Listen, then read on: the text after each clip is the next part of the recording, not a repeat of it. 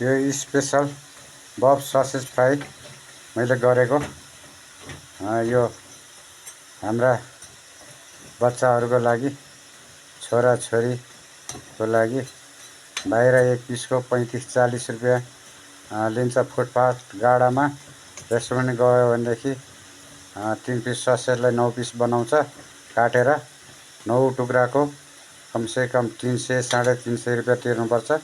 यसरी आफूले घरमा एक प्याकेट किनेर लिएर आएर आफ्नो बच्चाहरूलाई मजाले फ्राई गरेर यसरी मजासँगले खाँदाखेरि सस्तो पर्छ।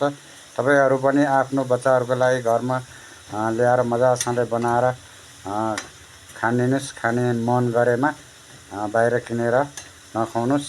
आफूलाई सस्तो फाइदा कसरी हुन्छ त्यही काम गर्नुस्। ओके, धन्यवाद, बाई बाई।